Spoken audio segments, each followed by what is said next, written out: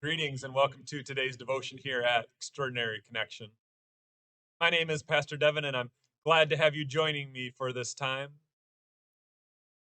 Before I really start today, I wanted to take a moment just to share with you a piece of exciting news. If you're a member of my Romeo Church, you're likely aware of this, but for those others that are joining us, you may not know that my wife is currently about 39 weeks pregnant. And we are so excited that in the very near future, we'll be able to meet the newest addition to our family. And I wanted to share this because the cabinet and my church have graciously approved my request to take a paternity leave after our child is born. So I will be taking a little time away from my responsibilities here at Extraordinary Connection as during the upcoming months of March and April timeframe. I know that the other contributors here will continue to bring these daily messages, and I have every intention of doing so again when I return, but I may just be stepping away for a short while here.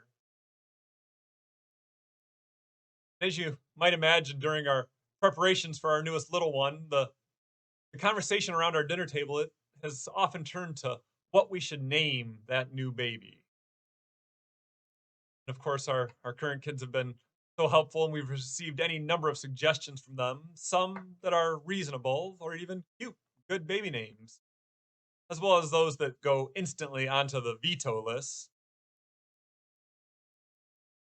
But these conversations that we've had, they've reminded me of a devotion that I remember reading. It was some time back, but in it, the author she wrote about a conversation she heard of her own three children as they were playing. They were choosing names for the imaginary scene that they'd set up, and the youngest child, she decided that her name was going to be something to the effect of Princess Sparkling Unicorn Fairy, something along those lines. Of course, the older siblings, they protested that that wasn't a real name. It was too long. Maybe they could shorten it or she should choose something more reasonable.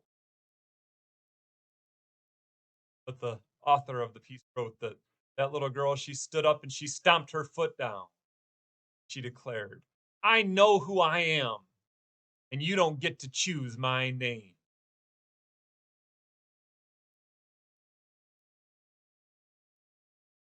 These conversations about names, I've been thinking about that little girl. The little girl that I've never met. I only know of her because of her mother sharing that story once upon a time. I've been thinking about the wisdom in those words. She knew who she was. She wasn't going to let anyone else decide or tell her otherwise. How many of us can relate to her experience? Maybe it doesn't directly relate to our name, something else about us. Maybe someone has declared you as being sensitive.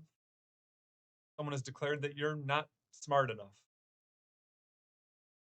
Maybe someone has said that you're too needy. They've either directly or indirectly declared that you're just failure. Maybe someone questioned how you can possibly call yourself a Christian. I've had some of those experiences. I've had others. Well, other times when someone else thinks they can tell me who, what I am, or what I'm not.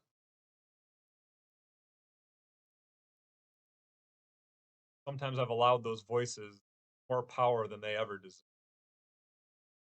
I've listened to those comments. I've been convinced that maybe they are right. Maybe I'm not enough, not good enough, not smart enough, not strong enough, not brave enough, not holy enough.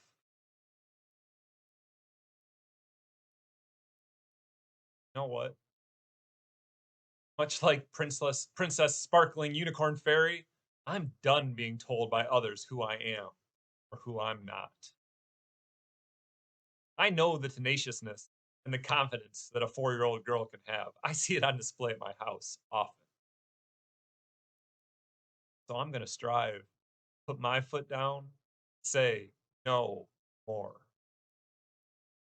No more do people tell me who I am or who I'm not. I know who I am. I am a child of God. I am loved and I am called. And as I've been preparing for my leave, I've been trying to work ahead and have things in place. And one of the scriptures I'm going to be preaching from in the near future is right from the beginning of John's gospel. It's John 1. And specifically here, I wanted to read verses 12 and 13. But to all who received him, who believed in his name, he gave power to become children of God, who were born not of blood or of the will of the flesh or the will of man, but of God. My hope for all of us is that we can claim our titles as children of God, not a title given to us by the voices of this world, but it's given to us by the love of God.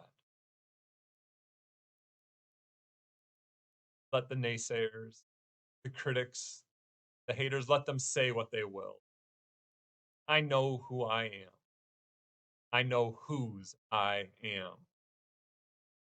Because of the wisdom of Princess Sparkling Unicorn Fairy, I am not afraid to say so. Till next time, stay safe, take care, God bless.